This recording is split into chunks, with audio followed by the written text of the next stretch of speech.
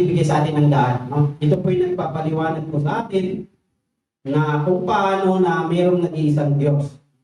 At ang Bible, mga kapatid, no, siya po yung purpose kung paano natin pinag-aralan. Ang Biblia rin po, mga kapatid, siya po yung nag-harmonize ng lahat ng scripture.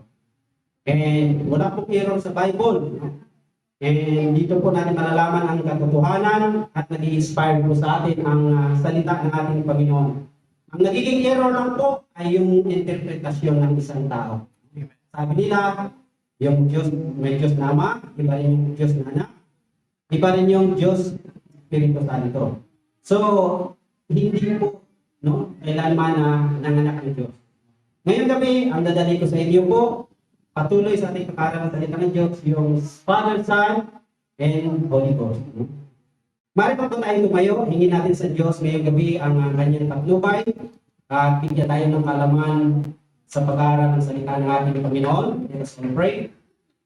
Heavenly Father, Lord, we thank you, Lord, once again, Panginoon, na muli ay nandito kami, Panginoon, sa iyong tahanan, Panginoon, sa banal na dako, Lord, kung saan, Lord, nandito po kami upang mag-aaral ng iyong salita, Lord God.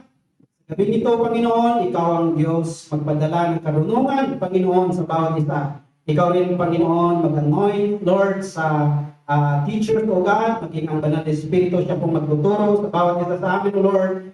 Ikaw rin, Panginoon, mag-abot ng mga mensahe, Panginoon, sa aming mga kapatiran online. Ikaw rin magpapala sa bawat kaisipan ngayong gabi, Lord God. Lahat ng ito, Panginoon, ay iyong binabalik, pinapasalamatan sa iyong dakila at makapangyarihang pangalan. In the name of Jesus Christ. Everybody say Amen. Praise the Lord. Maaaring po tayong maupo. Praise the Lord. Father, Son, and Holy Ghost, mga kapatid. Wala na.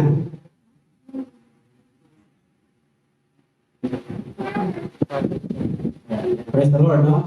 Father, Son, and Holy Ghost. Ano po ito, mga kapatid? No, sabi ng iba, yung Father is another person sa Son. And another person naman, yung Holy Ghost.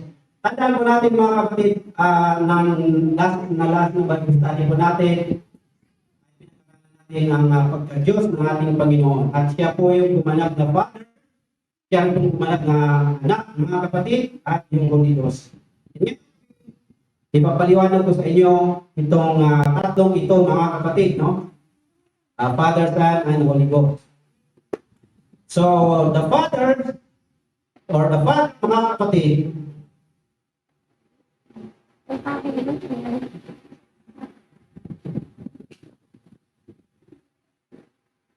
yan po, no? We must not suppose that oneness denies the Father. Tayo po mga oneness, mga kapatid, no? Hindi po tayo mag-suppose na ang Father, Son, and Holy Ghost, mga kapatid, ito po ay provides non-Trinitarian definitions for this Bible terms, mga kapatid, no? Ito po ay ating pinag-aralan kasi kahit na tayo po ay nandito sa pananampalataya nito, baka mamaya po ay naguguluhan ng ating isip, no? Dahil nga maraming mga quotation sa Bible na nagsasabi na iba yung Ama, iba yung Anak, iba yung Espiritu. Ngayon po, pag isa-isahin po natin.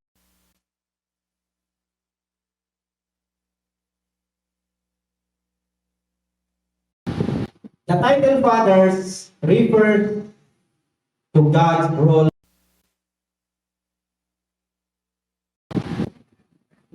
Ang God's role as a father, mga kapatid, siya po kaya tinawag siya na father o ama dahil siya po ang pinanggalingan ng lahat ng bagay.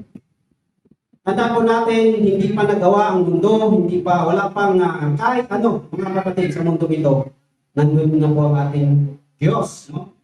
Kaya tinawag siyang Father because siya ang pinanggalingan sa lahat ng bagay. And the title Father, ito po ay the Father of the only begotten Son. Pag sinabi pong only begotten Son, mga kapatid, hindi po another person yan, kundi ito po ay laman po ng nag-iisang Diyos, yung Creator na ating Panginoon. Siya po ang only begotten Son. That is the title of the Father. At ano pa? Sorry. Father of the born again believer. Pag sinabing born again believer, lahat po ng tao sa mundo naniniwala ng merong nag-create, no?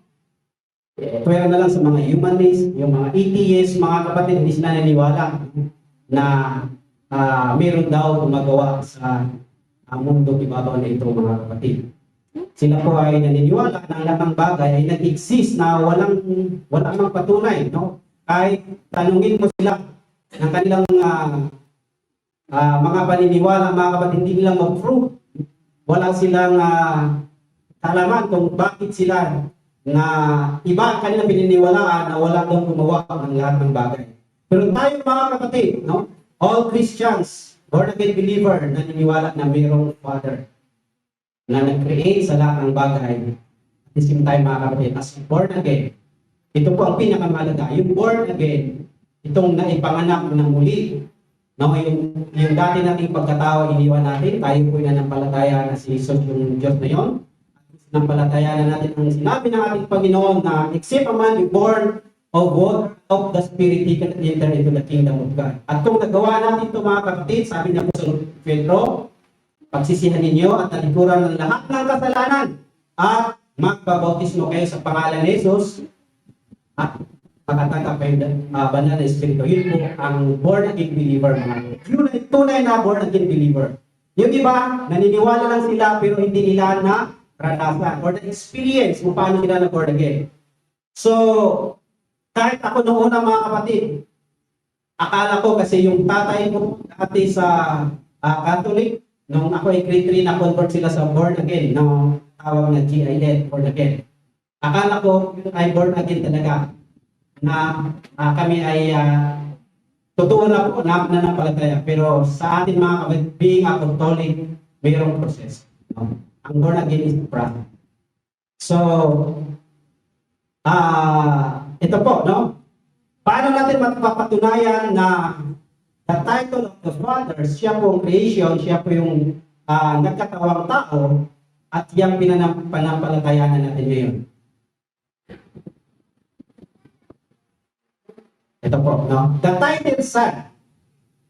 Ang title Son, mga kapatid, praise the Lord, no? Ang title Son refers to God's incarnation. Pag sinabi incarnation, mga kapatid, nagkatawang tao ang Diyos. Ang Diyos, mga kapatid, walang laman, walang buto.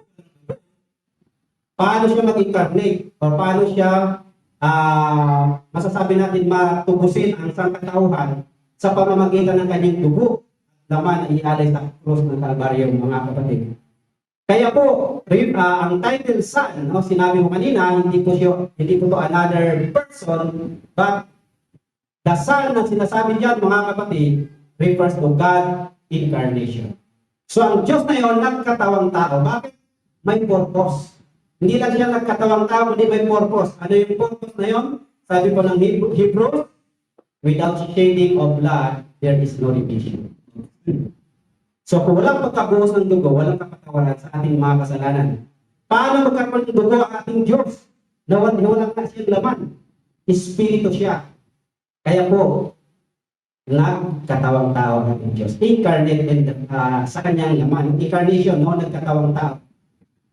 Iba pa ay, the man Christ was literally conceived by the Spirit. So sinasabi ng iba, mga kapatid, iba raw daw po yung si Kristo at iba rin po yung Ama. Ito po ay titingnan natin sa Biblia ngayong gabi ang mga scriptural na masasabi po natin na totoo po na ang Ama na yon ay nagkatawang tao. So kung meron may mga Bible, mga kapatid, pakibukas po sa Matthew chapter 1 verse 18 to 20. So magbabasa po tayo, no, mga kapatid. So pakibasa po, sige po, Brother Marvin, yung Matthew chapter 1 verse 18 to 20. Sige, dito na lang po sa screen, no, mas malinaw. So, ang naganda.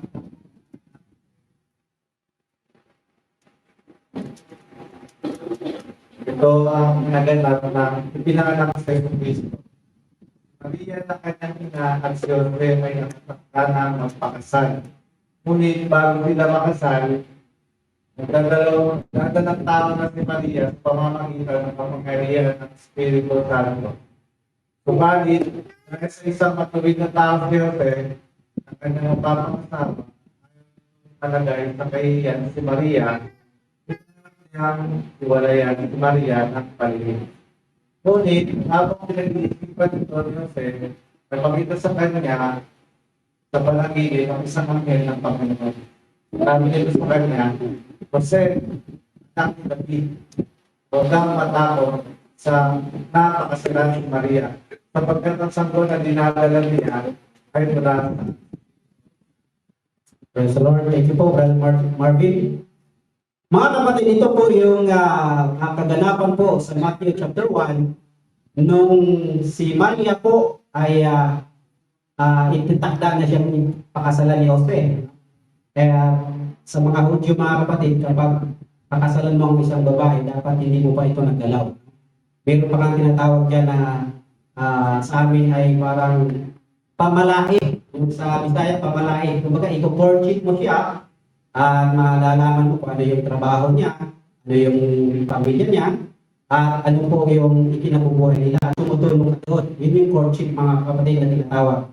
At ito pong kaganapan po na ito po ay kinausap po siya ng anghel, no? Sabi po ng anghel sa kanya na sabi diyan, no? Na siya po ay magkukunsip, no? Siya po ay magdadalang tao po, no? Sa pamamagitan ng kapangyarihan ng Espiritu Santo.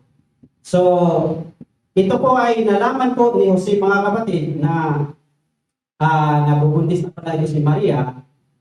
At ito po ay nakikita po natin na sinabi ka matuwid si Jose at sa kanyang mapapangasawa at ayaw nitong mailagay sa kahiyan, no? Si Maria. In fact, si Jose ay binalak nitong iwalayan si Maria ng palihig. Kumbaga, tumatakas, no? Si Jose. Pero, habang napag-isipan ni Jose, nakatulog siya at nanaginip siya, no? Nagpakita sa kanya ng anghel ng Panginoon. Sabi nito, Jose, anak ni David, huwag kang matakot na pakasalan si Maria. Sapagkat ang sanggol na dinadala niya ay mula sa Espiritu. Malinaw po mga kapatid na ang dinadala ni Maria mga kapatid ay mula sa kapangyarihan ng banal na Espiritu. And yun po ay talagang makikita po natin diyan na hindi po nanganganak ang ating Panginoon at hindi po nag-ibang dalawang Diyos, kundi ang ating Espiritu, sabi ko kanina mga kapatid, ang ating Diyos ay Espiritu, walang laman, walang puto, walang dugo. Ang ginawa po ng ating Panginoon, nagkatawang tao siya sa pamamagitan na sa Espiritu Santo na pumasok sa tiyan ni Maria. At hindi lang po yan mga kapatid, kinausap din po si Mary, maging si Mary mga kapatid, ay kinausap din po ng anghel. Ang sabi ng anghel sa kanya sa Luke chapter 1 verse 35. Sige po, pakibasa po dito po, Sister Kindy. Yan. Para may ano po dito sa mga sisters, no?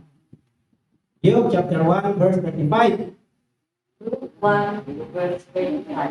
Sumagot ang anghel. Sumasa iyo ang Espiritu Santo at magpapasailalim ka sa kapangyarihan ng kataas-taasan ng Diyos. Dahil dito, ang isisilang mo'y banal at tatawagin anak ng Diyos. Praise the Lord. Thank you po. Yun po mga kapatid, no, napakaklaro po na sinasabi po ng anghel kay Mary mga kapatid na ang kanyang isisilang ay tatawagin anak ng Diyos. So wala pong nasusulat sa Biblia na Diyos na anak, kundi anak ng Diyos or Son of God. Yung Son of God na yun, ay yun po ay laman ng nag-iisang Diyos. Banal, no? Tinatawag yan, banal na tatawagin anak ng Diyos. So, ito po mga kapatid, kung titingnan natin maigi ang Bible mga kapatid, naglalarawan po ito na ang ating Panginoon, no? Ang Ama ni Jesus Christ is the Holy Ghost. Ang ating Panginoon na Jesus Christ came from the Spirit na nag-conceive kay Mary at nabuo itong tao para maipanganak. And ano lang po ang sinasabi ng Holy Spirit mga kapatid? The title of the Holy Spirit describes the fundamental character of God's nature. No? Holiness forms the basis of His normal or His moral attributes, while spiritually form the basis of the non-normal attributes. Ano ibig sabihin mga kapatid? No? Na ang ating ang spirito po mga kapatid, ito po yung nature ng Diyos, so yung karakter ng Diyos, na bilang isang attribute ng ating Panginoon, no? Na bilang espiritu, na meron siyang sinasabi po rito na the title especially refers to God activity, no? Refers to God in activity. Ibig sabihin mga kapatid, yung Holy Spirit, di ba, ito yung Diyos nagkatawang tao. Wala yung Holy Spirit na nandun, hindi makagawa ng mga bagay ang ating Panginoon. Tulad na nabanggit ng nakaraan na dalawang nature ang ating Panginoon, yung kanyang divine nature and human nature. Yung divine nature mga kapatid, yung pong lumakad siya sa kanya sa dagat, no? Lumakad siya sa tubig, nagpapagaling na may sakit, nagpapalakad ng mga lumpo, at nagpapatawad ng kasalanan. Sino po bang nagpapatawad ng kasalanan? Di ba ang Diyos lamang? Kung hindi Diyos si Kristo, bakit siya magpapatawad ng kasalanan? Dahil alam po natin mga kapatid, alam po natin na ang ating Panginoon ay may dalawang nature. Yung divine nature at the same time, yung human nature. Mamaya mas maintindihan pa natin mga kapatid. Praise the Lord. Oneness, therefore mga kapatid, affirm that multiple rules and words described by the term Father, Son, and Spirit. In contrast to Trinitarianism, mga kapatid, no? However, it denies that this title reflects an essential threeness in God's nature. And it affirms that all exists simultaneously in Christ, mga kapatid. Kaya po, mga kapatid, yung Espiritu, yun po ang may activity sa kay Jesus Christ. Yung human nature niya, ay meron lang siyang ginagampanan na ang kanyang buhay talaga mga kapatid ay ialay niya doon sa krus ng Kalbaryo. Kung ginamit ng Panginoon ang kanyang divine nature, yung kanyang pagka-Diyos, sa tingin natin mga kapatid, nung nilatigo ang ating Panginoon, isang ganun ang ating Panginoon, pulbos yung mga nilatigo sa kanya. Di ba kung titingnan natin mga kapatid, ang Diyos na lumalalang sa lahat ng bagay, ang nag-iisang Diyos na siyang pinaglumulan ng lahat ng bagay, maging ang tao ang kanyang ginawa. Ang tao ay, ang gumawa ay sinampal ng kanyang ginawa. Dinurahan, pinukbong mga kapatid. Pero praise the Lord, kung hindi ginawa ng ating Panginoon hanggang sa cross, mga kapatid, wala tayo ngayon dito. Wala tayong kaligtasan. Praise the Lord, no? Mga kapatid, maganda maintindihan po natin ang pagka-Diyos ni Jesus Christ, no? Huwag lang tayo umasa na tayo tinubos sa krus ng Kalbaryo at salamat sa Diyos na tayo po'y pinatawad ating makasalanan. Kundi titingnan natin na ang kanyang pagka-Diyos, maging ang kanyang ginagampanan, the rules, mga kapatid, bilang Father, Son, and Spirit, mga kapatid, hindi ibig sabihin na mayroong tatlo. In the first place, Father is not a name. Also, Son is not a name. At Spirit is not a name, mga kapatid.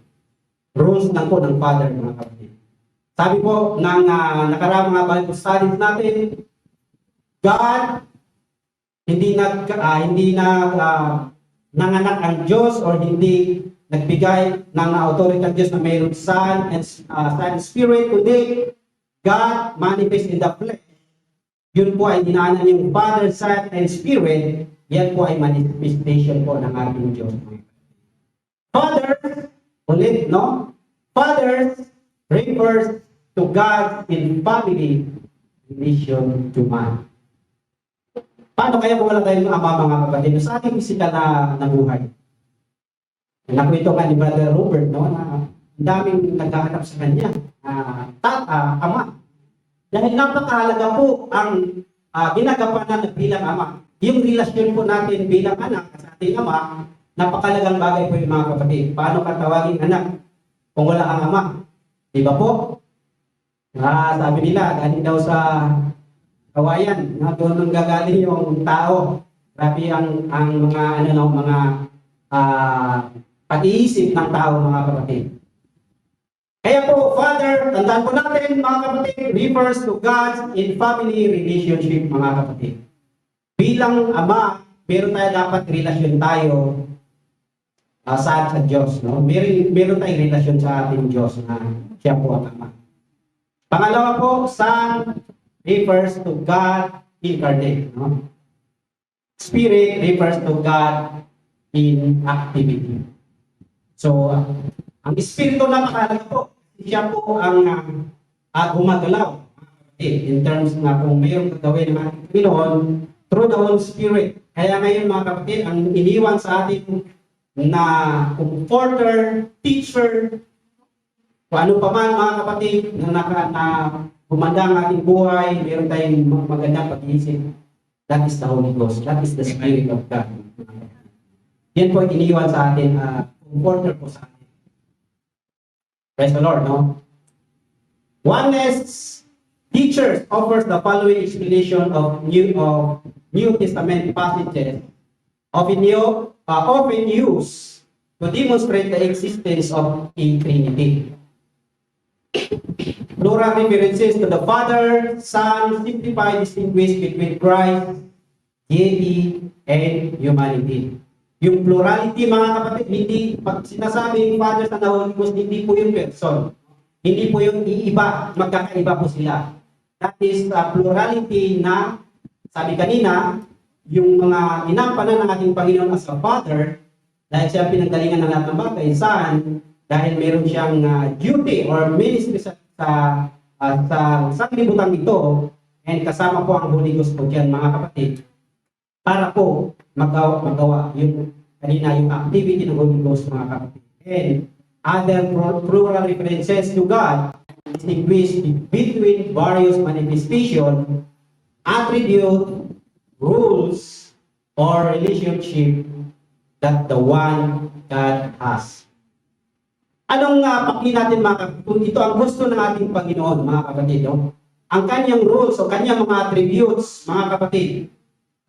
Anong kayang gawin ng nag-iisang Diyos, mga kapatid, sa kanyang manifestation? No? Sabi po ng Corinthians, 2 Corinthians chapter 13, verse 14, sabi po diyan na the grace of the Lord Jesus Christ and the love of God and the communion of the Holy Ghost be with you all men. Kaya po, yan po ang sinasabing plurality, no, ng pagka-Diyos. Sabi diyan, the Lord Jesus Christ and the love of God. Pag sinabi, ang iba kasi, mga kapatid, pag sinabi mayroong andyan na nakadugtong, iba na rin po na person. Kaya mag-ingat po tayo sa isang sentence, isang talata. Sinasabi diyan, ang grasya ng ating Panginoong Hesus at ang kanyang pagmamahal ng Diyos at ang kanyang communion of the Holy Ghost be with you all. Ito po sinabi niya po sa Pablo.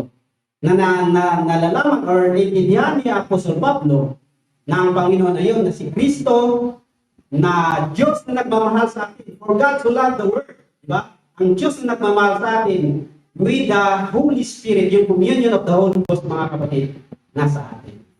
Sabi ni Apostol Pablo. And Bible mentions, mga kapatid, the foreknowledge of God the Father, the sanctification of the Spirit, and the blood of Jesus. So, ang Biblia, mga kapatid, no, mayroong foreknowledge ang ating Diyos as Ama, meron din siyang sanctification of the Holy Spirit, at meron din siyang dugo, dahil nagkatawan tao ang ating Diyos. Sabi po diyan, mababasa po natin ang 1 Peter chapter 1, verse 2. Sige po, dito ka sa lalaki. Brother Robert, yan. Kita mo, brother? Or abo?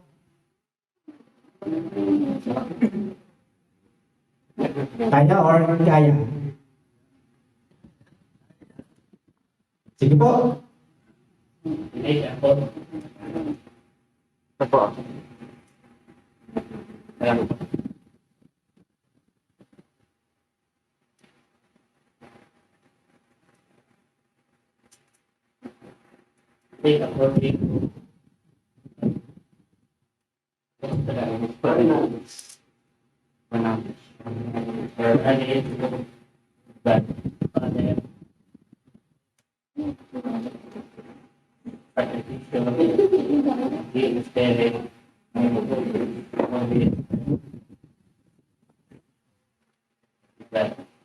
Of Jesus Christ, grace and truth, and Praise the Lord. Thank you po, Brother Robert. No? Sinasabi po dyan ang 1 Peter chapter 1 verse 2, no? Elect according to the foreknowledge of the God the Father through the sanctification of the Spirit and to the obedience of sprinkling of the blood of Jesus Christ, grace unto you and peace be multiplied. So, maging si Apostol Pablo, mga kapatid, no, naintindihan po niya na yung foreknowledge ng ating Panginoon na magkaroon po yung sanctification po ng Holy Ghost, no, sa dahil po na ating Panginoon ay nasaan yung tao, no, mayroong sprinkling of the blood of Jesus Christ. Yun po mga kapatid, nakita po niya na yung kabuuan na sabi niya, grace unto you and peace be multiplied. So, nakita po natin mga kapatid, yung Biblia mismo mga kapatid, mentions the foreknowledge of God the Father, na ito po mga bagay na ito ay meron ng plano po ang ating Panginoon. Amen? Now, the baptism of Jesus of Christ was not meant to introduce to the devout Jewish onlookers a radical. In a way, that doctrine of the plurality of the Godhead, but signified the authority, anointing of Jesus as a Messiah. Kaya po mga kapatid, sabi po dyan na sinasabi po na ini-introduce po ng ating Panginoon o yung ating Diyos na yung pagka-plurality ng Godhead nag-signify na mayroong authority, yung anointing of Jesus as Messiah bilang tao mga kapatid. No? A correct understanding of God's omnipresence dispels any notion that the heavenly voice and the dove require separate person. May sinasabi ng iba mga kapatid na iba rin yung sumisigaw doon sa taas, iba rin dito sa baba, at iba rin yung kalapati. Paano makita? Paano mo masasabing person yung kalapati? Kalapati na nga yun eh. Praise the Lord, no? And yung voice, hindi mo makita kung may tao talaga doon. Nakita talaga nila yung mukha ng Ama, no? Mga kapatid. Kaya po, Christ's description of the Holy Ghost as another comforter, yung sinasabi niya sa John 14, no? It indicates a different form of relationship, Christ in spirit rather than in flesh. Kaya po mga kapatid, kung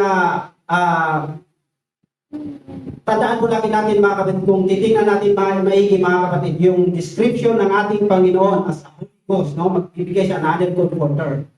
Siyempre mga kapatid, pupunta na siya sa langit, di ba? Pumunta na siya sa doon sa kaharian niya. At magbibigay siya sa atin ng comforter. Hindi po yun another person, another, sinasabi ng iba na Diyos Espiritu Santo. No, hindi po, wala pong mababasa po tayo sa Bible. Diyos Espiritu Santo. Kaya nga, kung mababasa niyan natin dyan pababa, yung John 14 na yan, nagsasabi pa nga si napilit niya na Panginoon, ipakita niya ng Ama para mahayag na lahat para hindi na pagdiskusyonan ang lahat ng bagay nito. Sabi ng Panginoon kay Philip, matagal mo na akong kasama. Pag hindi mo pa rin ako nagkikilala. Anong sabi ng Panginoon kay Philip? ang nakakita sa Ama, nakita sa akin ay nakakita sa Ama. Paano hindi mo nakita ang Ama? Praise the Lord. Napaka-klaro po doon mga kapatid ang sinabi ng ating Panginoon. Kaya po, kung hindi natin sundan, mga kapatid, ang Biblia, kung meron ang tao sariling interpretasyon sa pagka-Diyos ng ating Panginoon, maghiwa-hiwalay po ang kanilang pag-uunawa. Kaya po, ngayong gabi, makakatulong po sa atin mga kapatid, no? Kung sino po ang ating sinasampalatayanan na Diyos. Siya po ang Diyos na nag-iisa mga kapatid. Ano pa? Maging sa John chapter 17, mga kapatid, nandiyan po lahat ng maraming naguguluhan dyan na ipinausap daw ang anak sa Ama, no? Na hindi niya sa kapantay yung Ama, mga kapatid. Siyempre po, nasa laman ang ating Panginoon. Sabi diyan, as a man Christ was the one with God in mind, purpose, and will. No? Isa sila sa kanyang purpose, sa pag-iisip, mga kapatid, and we can be one with God in this sense. However, other passages teach that Christ is one with God in the sense that we cannot be in that He is God Himself. So, tandaan mo natin mga kapatid, no? Kung sinasabi ng Biblia na ang Diyos nasa kay Kristo, ang Diyos ay nasa kay Kristo mga kapatid, dahil nasa laman po siya. Kailangan po siya na ang Espiritu ng Diyos na magpe-perform sa bilang isang tao mga kapatid. Hindi po na ang Ama at ang Anak ay hiwalay, no? Kaya po, dito po mga kapatid, saying Jesus is the right hand of God does not denote the physical positioning of two beings with two bodies. Kasi tandaan po natin, ang Diyos natin ay Espiritu. Espiritu po. Hindi natin matukoy kung nasa kaliwa, sa kanan, nasa harap o sa likod. Dahil Espiritu po. No? Parang ganito, hangin siya. No? Alam natin na may hangin dahil gumagalaw ang isang bagay. Pero, hindi natin nakikita.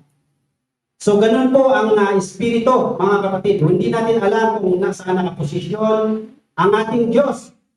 Or si Jesus Christ, nasa kanan daw ng Diyos. Pero tandaan natin mga kapatid, sabi ng Revelation, isa lang ang nakaupo sa trono. Ang sinasabing right hand dyan, the authority and the power of Jesus Christ. Amen? Hindi po siya, halimbawa, dito yung Ama. Sa kanan, nandun po nakaupo ang ating Panginoon. Hindi po. Sabi tingnan po yun mga kapatid, no? Sabi pa nga ng iba, may sinasabi yung iba, para isa lang yung upuan, tinatalog na lang yung anak. Hindi po yung mga kapatid. Wala pong nakasulat sa Biblia. Tinatalog yung anak sa Ama. Sa atin, pwede yun kasi mahal natin yung mga anak natin eh. Kinakarga pa nga natin yan kahit saan. Pero sa Diyos, mga kapatid, pag sinabing Diyos, Espiritu, Spirit siya. Pag sinabing manifest in the flesh, nagkatawang tao. Dahil hindi po siya tao. No? Nagkatawang tao ang ating Diyos dahil may misyon. Yung ating napag-aralan kanina, yung Holy Spirit, mayroong activity yung Holy Spirit para magawa ng misyon o yung misyon ng ating Panginoon. God, yan po, no? God is a spirit and does not have a physical body outside of Jesus Christ. Praise the Lord, no? Kaya po, kung itong Diyos, mga kapatid, kung magpahayag ito, Jesus Christ, yung Diyos ay kung magpahayag, kung yun ang paniniwala nila, patay silang lahat. Patay po, no? Pasalamat po tayo, mga kapatid. Pag sinabing Christ, kasi mga kapatid, yun po yung anointed body, yung banal na katawan, inandak ng Diyos, yun po, yung nagtakip sa tao. Kaya malapit na tayo sa Diyos. Kung tinanggal yung katawan na magpahayag ng Diyos, walang mabubuhay mga kapatid. Kaya kaya nung nag-Bible study kami ni Brother Joby nung dito sa Talanay, sabi nung nag-Bible study namin, nakita daw niya yung si Kristo, hinto daw ang buhok, yung Diyos. Namatay daw siya 7 or 8 hours, sabi niya. Kasi nga, nadisgrasya siya. Totoo yung kwento niya namatay siya. nabuhay daw siya. And nung nabuhay siya, nakita daw niya si Jesus Christ, or yung Diyos, yung totoong buhok. Wow! Yung totoong buhok, no? Ang ating Panginoon. Buti nabuhay pa siya. Nakita niya yung Panginoon. So, maraming mga gumuguli-guli sa isipan mga kapatid na wala sa Bible. Kaya napakaganda ang ating espiritu na mag-aaral po tayo sa salita ng ating Panginoon na mas maintindihan pa natin yung pagka-Diyos ng ating Panginoon. Ano pa mga kapatid? Yan po, this view would be distinguished from deism, no? Rather than the praise is an idiomatic expression from Old Testament, denoting that Christ possesses all the power, authority, and preeminence of God, mga kapatid. No? Kaya po, sinasabi po dyan na ito pong mga pananaw na ito, no, na-distinguish na sabi daw may dalawa, no, yung paniniwala nila, and ito po yung mga idiomatic expression, mga kapatid. No? At hindi po totoo po yung mga sabi-sabi ng iba. Kaya sa Old Testament mga kapatid, nagsisabi po na Christ possesses all the power and authority, that is the superiority of God, o yung preeminence ng Diyos mga kapatid. Maging si Apostol Pablo mga kapatid, sabi po diyan na Paul's epistle typically include a salutation such as, sabi po diyan, grace to you and peace from God our Father and the Lord Jesus Christ. So yung mga bagay na po mga kapatid dyan, marami po tayong mababasa dyan mamaya, yung mga verses. Yun po ay mga salutation po ni Pablo sa kanyang mga sa kanyang mga sulat. Tulad na naman po ng Romans chapter 1 verse 7. Sabi diyan, to all that be in Rome, beloved of God, called to be saints, grace to you and peace from God our Father and the Lord Jesus Christ. Now, ito po ay maraming mga tao, mga kapatid, na sinasabi mga kapatid, hiwalay daw yung Ama, yung Anak at Espiritu. Kasi yun po ang nababasa nila na sinasabi ni Apostol Pablo, yung pagmamahal ng Diyos sa mga tinawag na banal, no? At yung grace to you or the peace from our God, from God our Father. And yan po, yung pinaghihiwalay nila po diyan mga kapatid, the Lord Jesus Christ. So, sabi ko lang kanina mga kapatid, kung ipahayag ng Diyos ang kanyang pagka-Diyos, wala pong makalapit sa ating Panginoon. At posible po, hindi magawa ang ginampanan ng ating Panginoon na tayo tubusin sa ating mga kasalanan. Yung laman na yun ay napaka-importante po para sa ating kaligtasan, mga kapatid. Kaya po, yung espiritu ng ating, espiritu ng Diyos na nandoon sa katawan, yun po ang tumutulong para maganap. Sabi pa nga ng Diyos, no? Sabi nung iba nung nananalangin ng Panginoon yun sa Gethsemane, mga kapatid, sabi niya, not my will, but yours. Hindi nagsasalita yung anak, tama. Kundi ang laman, nagsasabi na hirap man, na ito po ay mabugbog dahil sa kabayaran ng kasalanan, pero sabi ng ating Panginoon, ang kalooban mo ang masusunod. Kaya po, yung obedience, mga kapatid, kaya naiintindihan po ni Apostol Pablo ang pagka-Diyos. Bakit italiwas pa natin yung sa talata ang mga sinasabi po, no? Marami pa po mga kapatid, sabi po ng 2 Thessalonians chapter 1 verse 12. Sige po, pakibasa, Sister Juliet.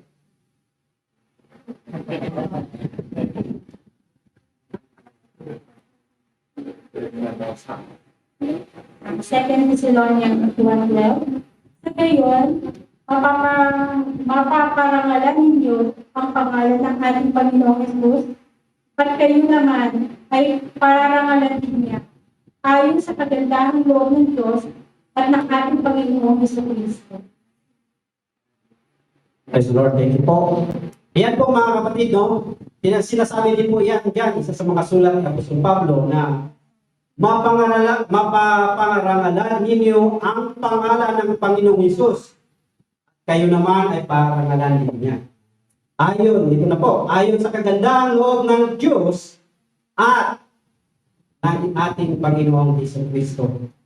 Ito po mga kapatid, parang kung sa mga Trinitarian mga kapatid, kung ito ito kanilang ibabahagi o i-elaborate nila mga kapatid. Tingnan mo, kagandahang loob ng Diyos at ating Panginoon na si Hesus Kristo. Iiwalay po nila yan mga kapatid. Parang tayo, no? Diba, si Father Robert, siya po yung ama ng tahanan at nag-grab driver siya. Di ba siya lang din yun? Di ba, gusto nila palabasin na iwala yung ama. Tandaan mo natin, huwag natin iwaglit po, no? Na ang ating Diyos talaga, Espiritu. Espiritu, no?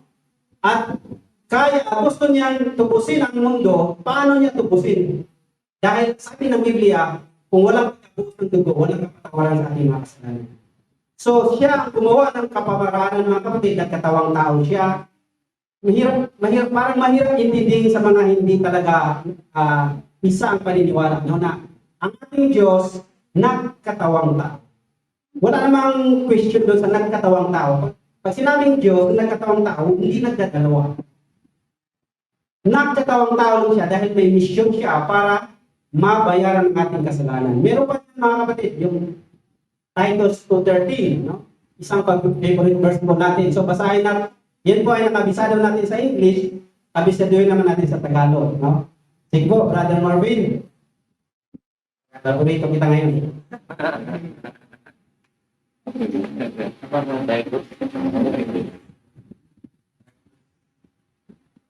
Verse 13, habang iniintay natin ang pinagpalang araw ng ating kasahan, ito ang araw na maaari ng ng Diyos na tagapagligtas na si Jesus Cristo. Praise the Lord. Thank you po, no? Yan po mga kapatid, sinasabi po ng Titus 2:13, no?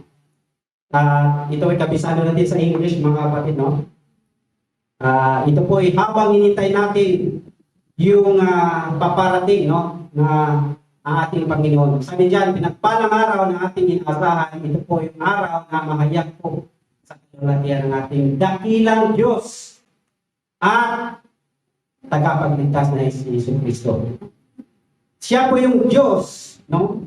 Yung Diyos na sinasabi natin kanina na siya yung Father, ang pinanggalingan sa lahat ng bagay. Nung nagkatawang tao siya, no? Na ang Diyos na yon, ang pangalan noon ay Jesus Christ.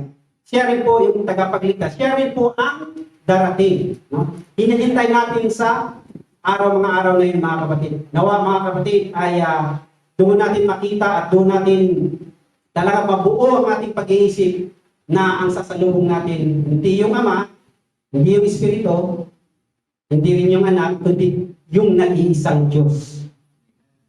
Nag-iisang Diyos na nagkatawang tao para tubusin tayo sa mga kasalanan natin mga kapatid. No? Siya rin yung Diyos na magligtas po sa atin pagdating ng araw. Kaya mga kapatid, sa ating pananampalataya, huwag tayong bumitaw. Huwag tayong panghinaan ng loob. No? Huwag tayong makinig sa iba. Maraming mga tao o maraming mga dito na po mga kapatid sa ating pananampalataya ay lumipat kasi ng iba dahil naguguluhan sila mga kapatid. Bakit? Wala sa kanila ang banal na Espiritu ng ating Panginoon. Kaya po, tayo po na bilang tinubos ng ating Panginoon, ugaliin po natin mga kapatid na mag-refresh sa kanyang presensya. No? Kasi ang ating pagkaunawa bilang tao ay taliwas ito sa kagustuhan ng ating Panginoon. Pero kung nandun tayo sa presensya ng ating Panginoon, yung banal na Espiritu ng Diyos na sa ating mga kapatid. Kaya sinabi ni Kristo, no? Lord, mahirap yung laman ko, no? Mahirap ako mamatay dahil sa ganitong mga pamamaraan. Pero anong sabi ng Panginoon? Not my will. Hindi yung kagustuhan ng laman. Kahit nga mga kapatid galing sa trabaho, gustuhin mo man mapupunta sa church, no? Gustuhin mo man mag-attend, pero bigat, no? Napagod ka. Yung naman talaga mga kapatid, ito po ang dahilan kung bakit hindi tayo makapag-minister sa ating Panginoon, hindi tayo makalapit sa ating Panginoon. Yun po ang ating i-overcome. Yun po yung ating gusto nating bigyang solusyon. No? Huwag tayong makontento na nasa loob tayo ng sa church, sapat na makita natin yung ating kapatiran, yung ating fellowship nandyan, yung ating family nandyan. Pero ang ating relasyon sa Panginoon, mga kapatid, ito po ang pinaka-importante. Kaya po, sinasabi ni Apostol Pablo dyan, habang hinihintay natin, ibig sabihin na natili tayo, mga kapatid, sa pananampalataya ito, na at the same time, na, hindi natin i-neglect ang ating hindi natin nilineglect mga kapatid yung ating relasyon sa Panginoon. Nanatili tayo dito mga kapatid sa tahanan ng ating Panginoon. Nanatili tayo sa paglilingkod sa ating Panginoon mga kapatid. Yun po pinaka-importante. Dahil unti-unti yan mga kapatid, mababawasan ang ating pananampalataya kapag lumalayo tayo sa ating Panginoon. Kung ikaw ay naniniwala na may nag-iisang Diyos, kung malalayo ka rin sa presensya ng Diyos, baka mamaya i-adapt mo yung mga katuruan sa iyo. I-adapt mo, ay parang ano naman pala sila. Tingnan mo, kinausap mo ni Kristo yung Ama. Di ba? May nagsasalita din yung Ama. Sabi pa nga ni Kristo, kahit doon sa kamatayan, Ama ko, patawarin niyo sila kasi hindi alam yung ginagawa niyo. Yan ang kanilang mga isasabihin sa atin mga kapatid. Kaya huwag tayong lumayo sa Panginoon mga kapatid. Kahit nandito tayo sa pananampalatayang ito, huwag tayong makuntento na oneness ako. Oneness believer ako. Apostolic Christian po ako. Ito mga kapatid, unti-unti natin pag-aralan mabuti, maigi mga kapatid. Kaya ito po yung pag-aaral natin na yung oneness theology, yung pag-aaral sa nag-iisang Diyos, kung paano nagpahayag ng ating Panginoon mga kapatid. Kaya po, yung Father, tandaan po natin, yung Father is not another person. Son, also hindi po siya another person. Holy Ghost, hindi po siya another person, but manifestation of one God. Manifestation sa nag-iisang Diyos. Bakit tinawag na Father? Because siya po ang pinanggalingan sa lahat ng bagay. Siya ang nag-create sa lahat ng bagay, mga kapatid. Kaya Father, Son, yung laman ng Diyos, yung nag-incarnate or nagkatawang tao ating Panginoon, no? Mababasa po natin sa John na ang Diyos ay nagkatawang tao, mga kapatid. Yung laman ng Diyos, no? Yung laman ng Diyos ay yun po yung pambayad ng kasalanan. Yun yung Son, begotten Son of God. Hindi po another person, but laman po siya ng Diyos. At yung Espiritu, yun po yung tumutulong. Kung walang Espiritu, mga kapatid, parang na si Jesus Christ, hindi siya mabuhay ko sa grave. Merong kamatayan, pero yung pagkabuhay na maguli, sabi ni Pablo, mga taga-Corinthians, sabi ni Pablo, kung walang pagkabuhay na maguli, mag-inom tayo, magpakasaya tayo, at mamatay. Kasi wala namang pagkabuhay na maguli. Pero mga kapatid, naiintindihan niya sa Pablo, kaya sinabi niya, habang hinihintay natin ang pinagpalang araw ng ating inasahan, ito ang araw na mahayag ang kalulatian ng dakilang Diyos at tagapagligtas na si Hesus Kristo. Bakit di sinasama ni Pablo ang Ama? Kung mayroong Ama. Dahil intindihan ni Apostol Pablo ng nag-iisang Ama at Diyos na makapangyarihan sa lahat ay si Jesus Christ. Amen? Kaya po, isang verse po mga kapatid, ating mababasa mamaya mga kapatid, at dito sinasabi po dito, the God, the Father of our Lord Jesus Christ, we know a covenant relationship much as the God of Abraham in turn to remind us of the promises of Christ, would as a sinless man which are available from the God of Jesus Christ to those who have faith in Christ. Lahat ng mananampalataya kay Kristo mga kapatid, na siya yung Diyos, kahit nagkatawang tao siya, hindi siya nagkasala. Kahit mahirap, no? Mahirap na nagkatawang tao siya. Kahit nung pinanganak siya, walang tumanggap sa kanya, napanganak siya sa kapsaban, nung lumaki siya, mga kapatid, hindi siya mayamang tao. Ang kanyang ama na si Joseph ng Sadaman ay carpenter lang. Pero that time siguro mga carpenter kasi tuloy. Kasi that time ang carpenter ay talagang kahit sa amin mga kapatid, yung mga lumang mga disenyo, hindi walang pinagpata sa bagong mga pagkabago ngayon. Kaya makikita natin sa mga lumang yung mga museum mga kapatid, yung mga bahay na luma na makaganda pa rin. Pero ganun pa man mga kapatid, hindi marangya ang pagdating ng ating Panginoon papunta dito sa lupa dahil meron siyang ginagampanan mga kapatid. Kaya po ang ating Ama na makapangyarihan sa lahat, yun po our Lord Jesus Christ mga kapatid. Meron siyang covenant po kay Abraham. Meron siyang covenant. God of Abraham, descendant na ating.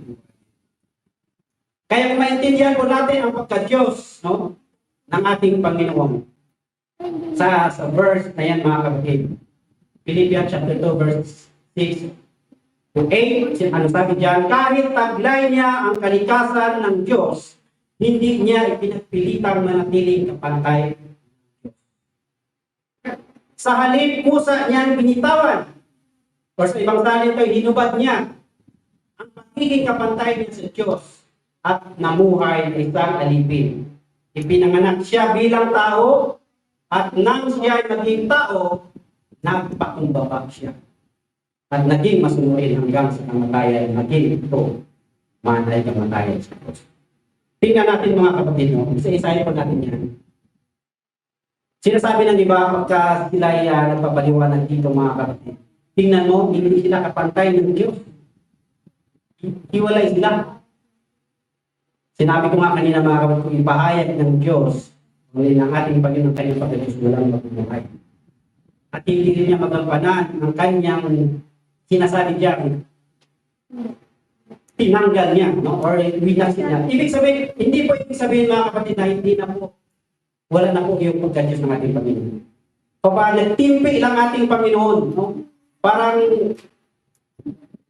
inaano lang niya yung kanyang sarili na baka mamaya may magagawa siya, sayang kanyang misyon mga kapatid. Sa halip, sabi niya, binitawan niya pagiging kapantay niya sa Diyos. Kapantay means yung Diyos na talagang magja-judge yung Diyos, walang mabubuhay kung magja-judge yung Diyos. Kaya napunta siya sa dama ng tao mga kapatid. Sinabi diyan, alipin. Dahil ang gagampanan niya,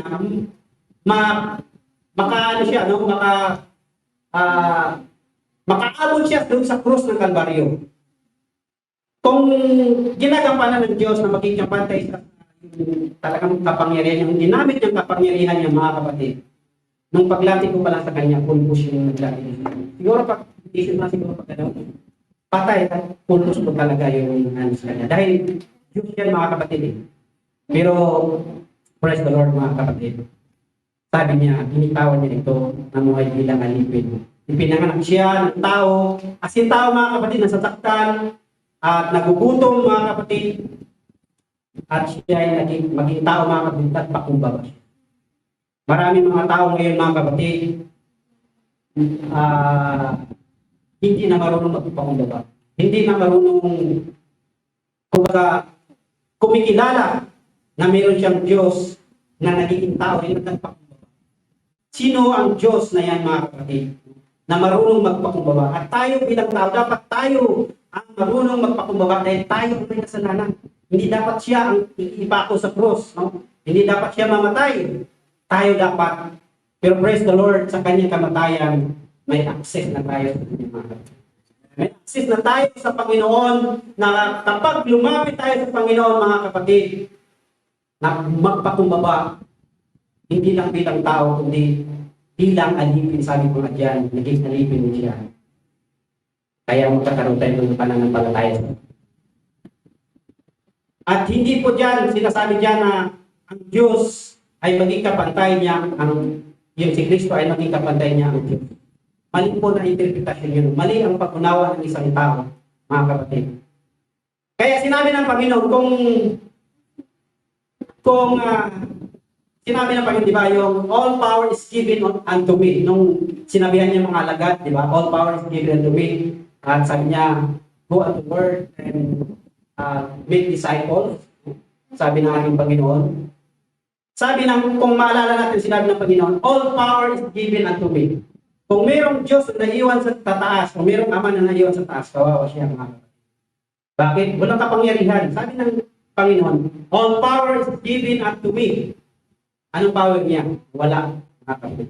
Dahil hindi na naunawaan ng Diyos na yon na hindi nakikita, nakayak sa at naging sinasampalatayan ng mga tao nung ating nabasa kanina mga kapatid at ipinangaral at sinampalatayan na natin at siya rin po ang darating na bumaba at kukunin ang kanyang mga pinili mga kapatid. Kaya ngayong gabi mga kapatid, sino tayo, no? Sino tayo na hindi magpakumbaba kung meron tayong naintindihan na nag-iisang Diyos, kung may kinikilala pa tayo ng Diyos na iba. Nabanggit nung nakaraan mga kapatid sa Isaiah, ang Diyos walang nga alam na mayroon pang ibang Diyos.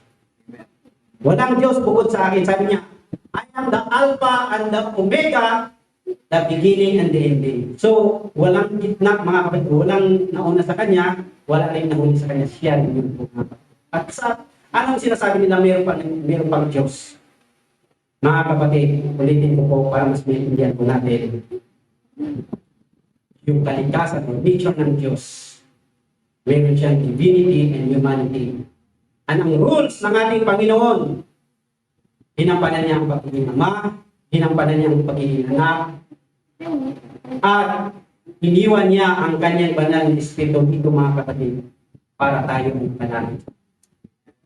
Amen. Naalala niyo po ang sinabi ng ating Panginoon kay Philip, doon sa chapter 14, bago kay Philip, sabi niya, pupunta gagawa ko ng tahanan. At kung makagawa na ako doon, babalik ako, kukunin po ang akin. Kaya mga kapatid, pasalamat tayo, napili tayo ng ating Panginoon. Napili tayo na may pananampalataya na nag-iisa lang ating Panginoon.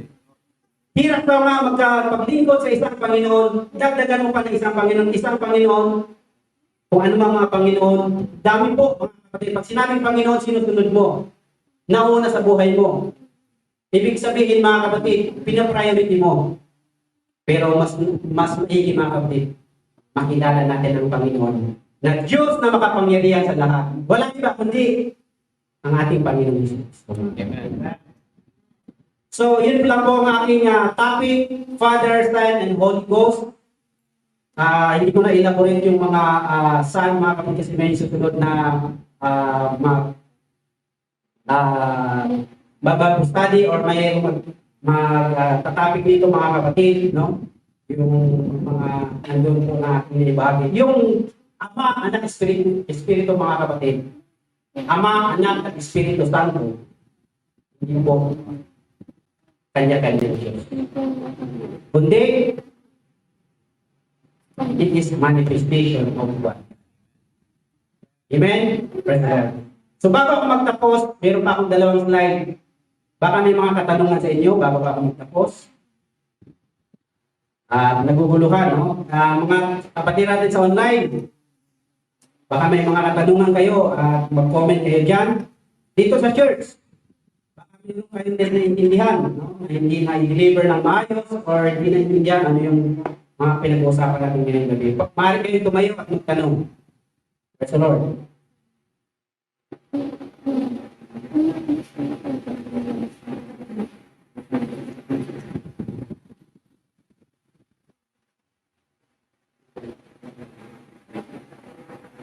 Dito sa church, baka may katanungan kayo? Ako ang magtanong.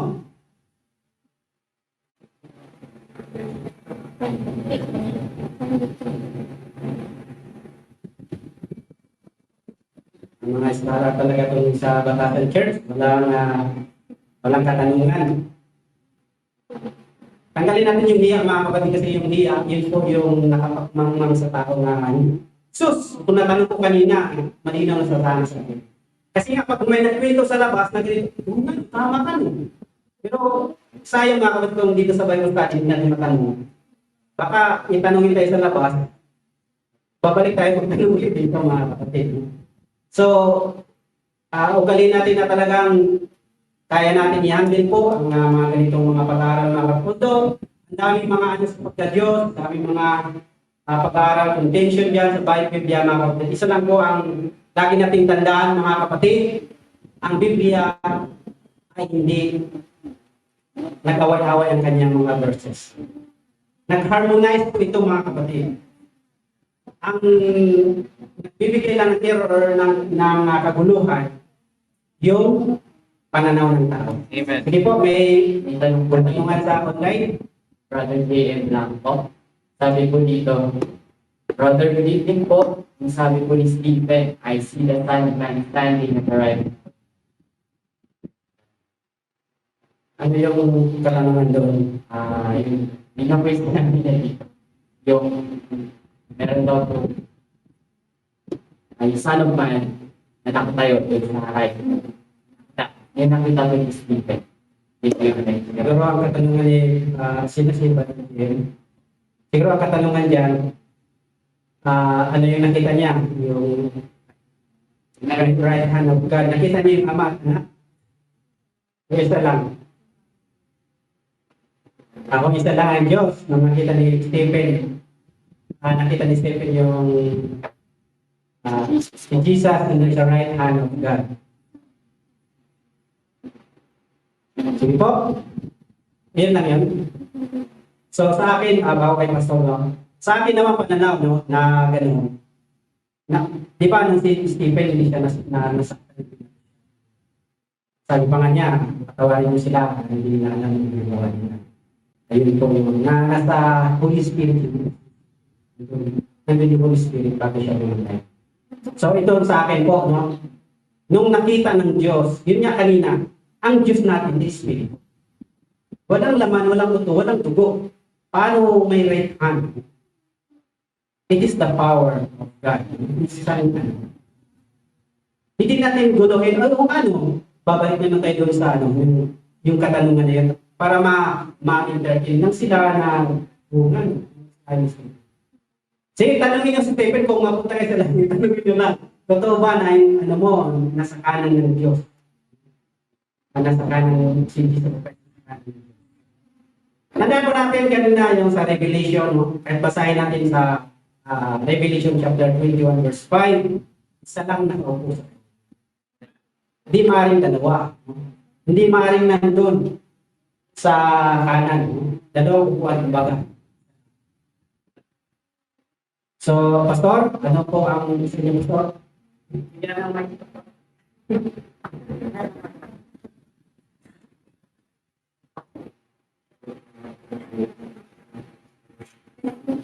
Okay. Most of the time,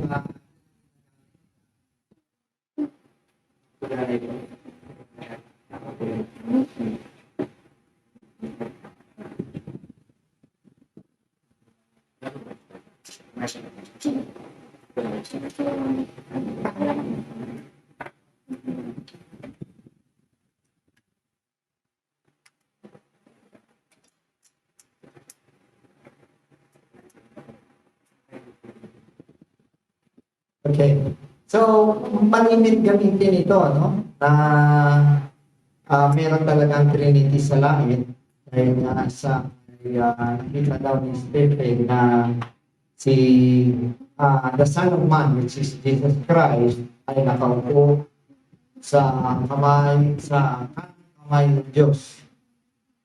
And the same way na nalito rin sila doon sa baptism ni Jesus Christ na mayroong tatlong manifestation at one time, at the same time.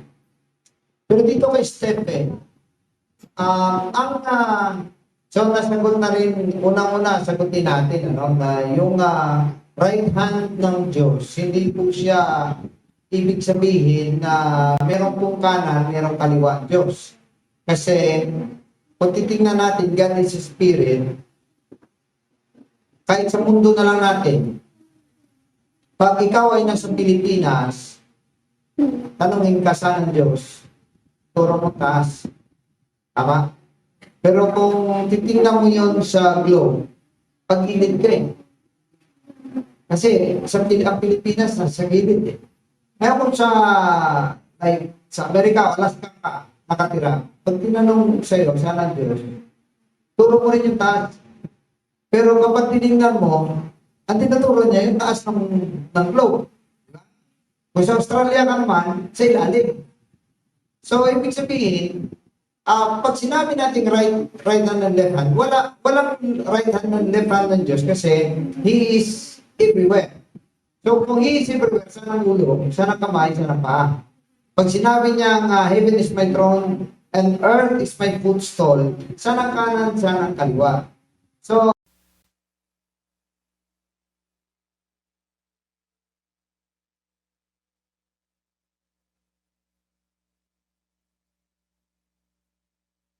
ibig sabihin, yun ang pinaka-power mo. So, kagaya for example, itong right hand ko, ba't hindi tayo nagsasalit ng left hand ko? Diba? Pero tinutukoy natin, yung tagapagtanggol natin, or diba, pinaka-puwersa mo, ito yun. So, ibig sabihin, ang right hand doon ay tutukoy sa kapangyarihan ng Diyos. At si Jesus Christ ang nakita ni Stephen doon. Now, dito, makikita natin basahin natin dito sa Mark chapter 14 verse 62 and also Matthew chapter 26 verse 64. Sabi niya rito, Jesus said unto him, Thou hast said, nevertheless I said to you, hereafter shall ye see the Son of Man sitting on the right hand of power. Wala siyang may binanggit na right hand of God this time. So, right hand of power. Ganon din sa Mark chapter 14 verse 62. Ye shall see the Son of Man sitting on the right hand of power. Ganon din sa Luke chapter 22 verse 69, hereafter shall the Son of Man sit on the right hand of the power. Yan. Of God. So dito na ngayon, tinukoy niya na yung kapangyarihan ng Diyos. Now, ibig sabihin, pag sinabi ng Bible na the right hand ng Diyos, ang tinutukoy doon ay nasa kapangyarihan ng Diyos. That is why, ang sabi ng ating Panginoon anong sabi niya sa Matthew chapter 28, verse 18. All power is given unto me in heaven and in earth. So, ibig sabihin, ang kabuuan ng kapangyarihan nasa Panginoong Hesus. That is why sabi niya, go ye therefore. So, sinabi niya, go ye therefore and teach all nations, baptizing them in the name of the Father, the Son, and of the Holy Ghost. So, kaya siya nagkakaroon ng authority, it's because ang lahat ng kapangyarihan at pero nandun na sa kanya. So, pag sinabi natin all, ano bang naiwan? Kung may hiwalay pang kapangyarihan doon, wala nang kapangyarihan doon, nasa kanya. Diba? So, ibig sabihin, kaya tinutukoy doon na nakaupo siya, ibig sabihin, ang buong kapangyarihan ay na kay Kristo. And, balikan natin na kay Stephen, ang sa huling bahagi, andun na din naman ang sagot. Tingnan natin basahin natin.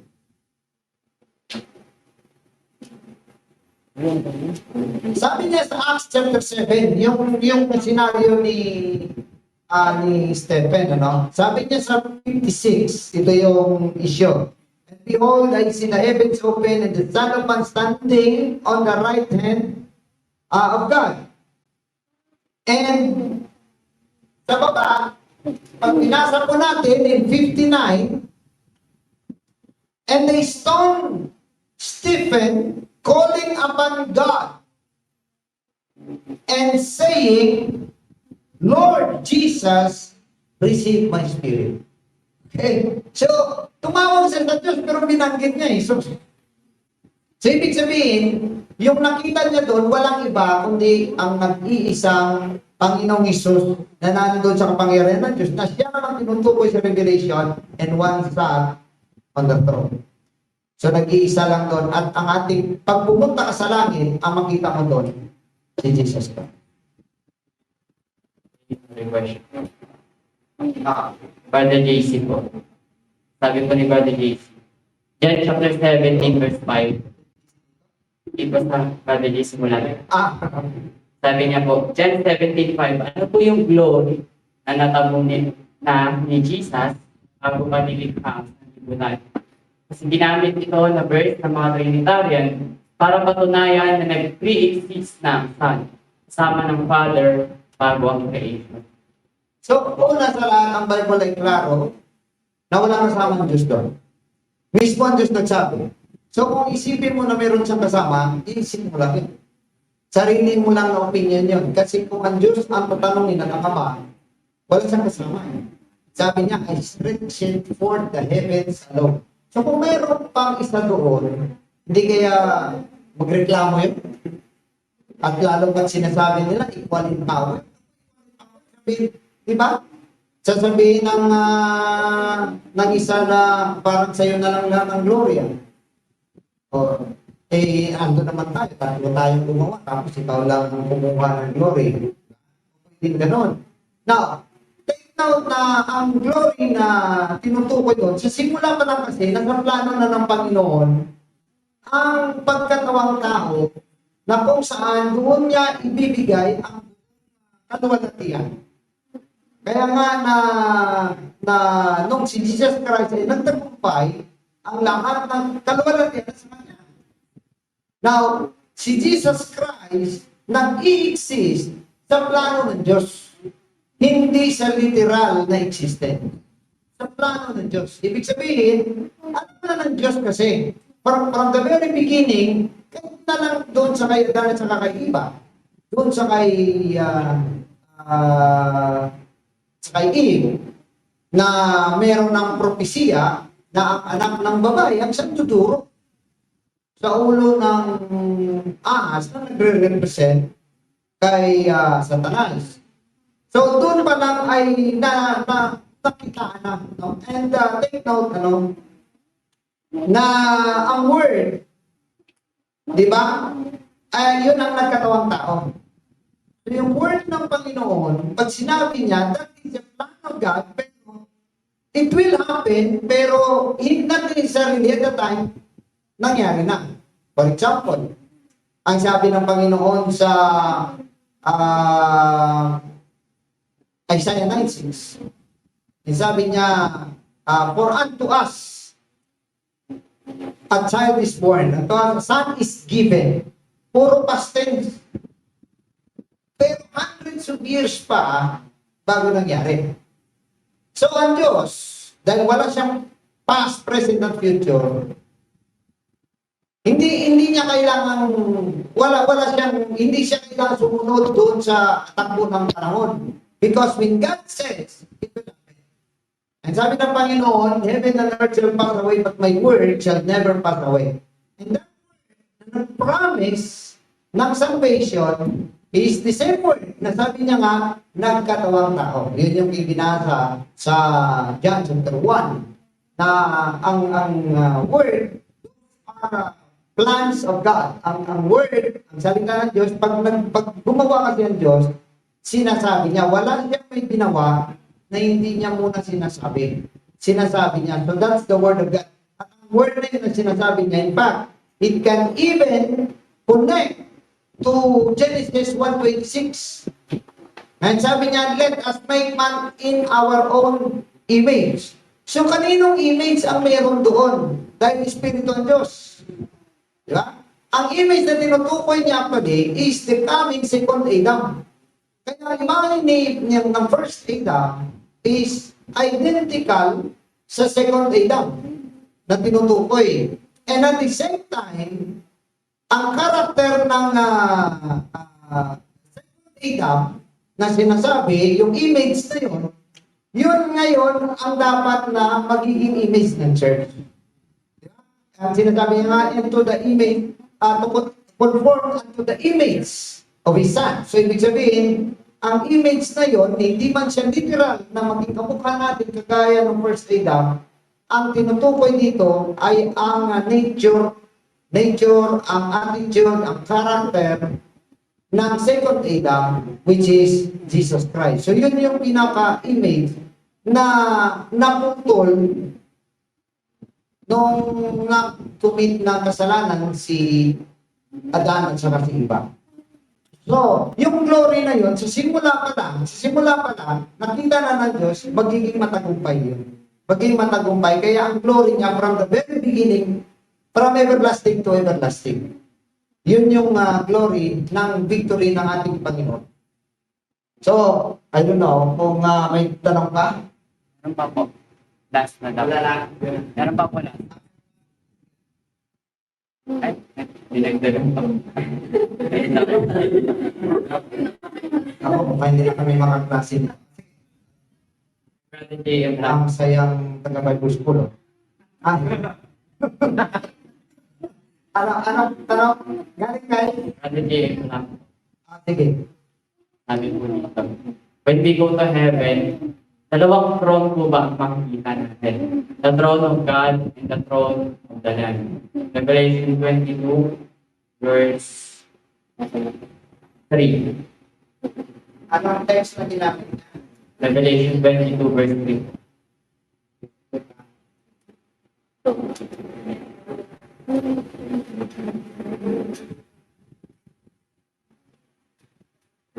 Nakasulat naman dito, but the throne of God and of the Lamb shall be in it. Nagdilig daw po siya. May bago po siya basta. Na-delete na daw po yung tanong na yun kanina. Sabi po dito, kung Diyos po si Jesus, bakit po during crucifixion, nagdasal po siya na, my God, why am I forsaken? Basic yan, no? So, taga-Bible School siguro ko tanongin. Basic yan eh. Oo. Sino ang taga-Bible School lang, ano? Advanced apologetics na ito. Okay, anyway, since na wala na po tayong time, ano? Well, it's very basic naman because the flesh and the spirit are two different things. So it is not the spirit that is asking, it is not the spirit who feels the pain and the sorrow and the agony. It is the flesh.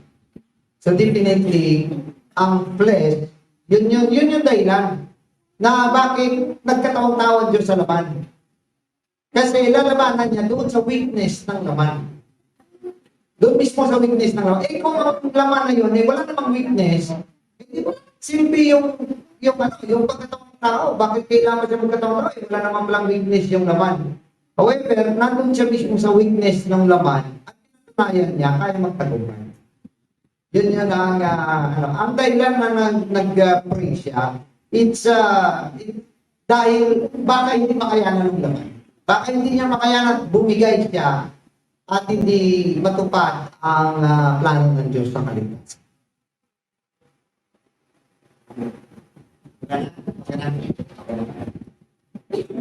Lord, napakaklaro mga kapatid, no?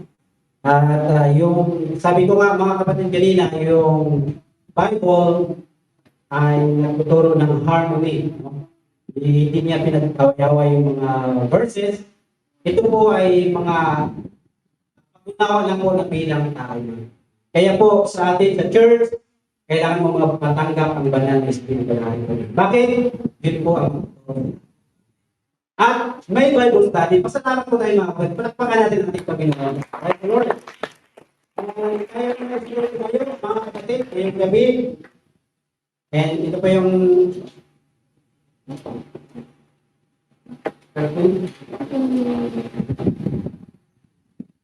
ito po mga kapatid, may slides pa po dito bago tayo mag-worship mga kapatid.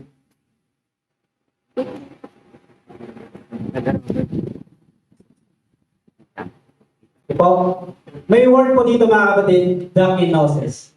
Ano po yung kenosis? Isang Greek word po siya na to empty out. No? Yung Christ describes sa Philippians na nabasa natin kanina, not when Christ did himself attributes of deity such as yung omnipresence, omniscience, omnipotent, mga kapatid, nandun pa rin po yun.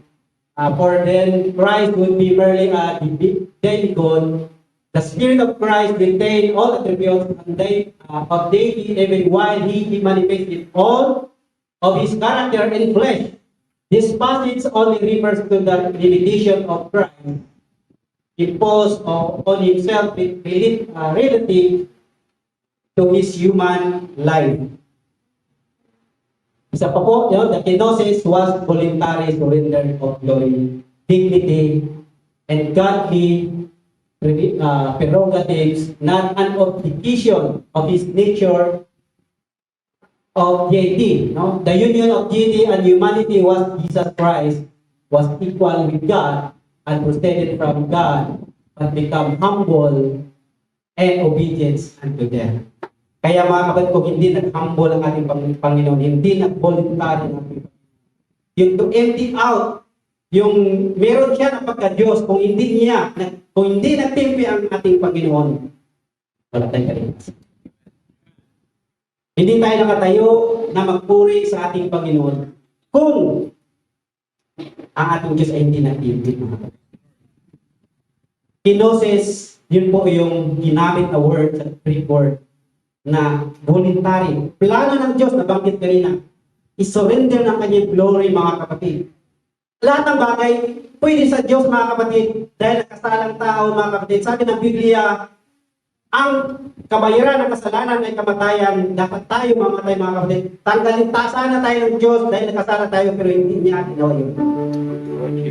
Kung totoo sa palitan, dapat niya tayo dahil makasalanan tayo, pero hindi ginawa ng Diyos yun. Kaya ng Diyos po yun, mga kapatid. Ano ang hindi kaya ng Diyos? Mga kapatid, nagpakumbaba natin. Hanggang nagpakumbaba siya, hanggang doon sa kakayan sa cross ng Kalbaryo. Ngayon kami mga kapatid, hindi ba pwede natin i-empty mo ng ating mga pride, i-empty mo na natin ang ating mga meron tayo mga kapatid na pinagmamalaki, mga kapatid. Lumapit tayo sa Kanya. Baka siya lang ang kasagutan ngayong gabi, mga kapatid. While worship to the Lord today, mga kapatid, ngayong gabi, mga kapatid, tanggalin natin yung ating mga pride, tanggalin natin ang ating mga alam, tanggalin po natin kung anong meron tayo na hindi natin nasusunod ang salita ng ating Panginoon. Yung Bible study na ito ay salita ng ating Panginoon at kailangan natin pagsampalatayanan, kailangan natin, mga kapatid, ito gampanan, isabuhay, isa puso at ibahagi at makita sa ating katawan, mga kapatid, paano tayo sumunod sa ating Panginoon. Ngayong gabi, purihan mo natin ating Panginoon. Kung nakaya ng Diyos na magpakumbaba, bakit hindi tayo natin kaya din magpakumbaba, mga kapatid? Hallelujah! Hanapin natin ang kanyang presensya. Hanapin natin yung pakumbaba na yan, na maranasan din natin na marunong tayo magpakumbaba, mga kapatid. Dahil nagpapasalamat tayo sa Kanya, na sa Kanyang pagpakumbaba, meron tayong kaligtasan. Meron tayong Diyos na mawain, meron tayong kaligtasan ngayon na pwede natin na ibalik sa Kanya ang papuri, ibalik sa Kanya ang ating paglilingkod, ibalik sa Kanya yung glory. Hallelujah! Dahil ang victory na Kanyang ginawa, mga kapatid, doon sa cross, natapos na. At ngayon, may access na. At purihin natin ating Panginoon ngayong gabi. Hallelujah, Jesus. Thank you, Lord. Thank you, Jesus. Salamat, Panginoon. Hallelujah. Panginoon, naisip mo, Panginoon. Hindi lang ang iyong pagka-Diyos. Hindi lang ikaw ay nagkatawang-tawang na naisip mo. Hallelujah. Ang laman ng iyong isipan doon sa krus ng Kalbaryo ay kami, Panginoon. Salamat, O Diyos. Hallelujah. Nagawa mo na kumbaba dahil sa amin, O Lord. At kung minsan, Panginoon, sino kami na kami ay nagpapataas. Kami ay hindi marunong sumunod sa iyo, Panginoon. Kami ay hindi, O Lord. Hallelujah. Tumalima sa iyong mga salita, O Lord. Ngayon kami, Panginoon, tanggalin mo, Lord, ang lahat. Tanggalin mo, Panginoon, ang lahat. Pray kami, O Lord. Hallelujah, Lord. Dalhin mo kami sa iyo. Dalhin mo kami, Panginoon. Hallelujah. Sa pananampalataya, tunay, Panginoon, na ikaw ang nag-iisang Diyos. At naman ang puso at isipan namin, O Lord. Hallelujah. Thank you, Jesus. Thank you, Lord. Oh, hallelujah. Glorify your name, Lord. Ikaw ang itataas namin sa aming mga buhay. Ikaw ang Panginoon na aming Lord, hindi ni Lord. At ikaw rin ang aming parangalan, Panginoon.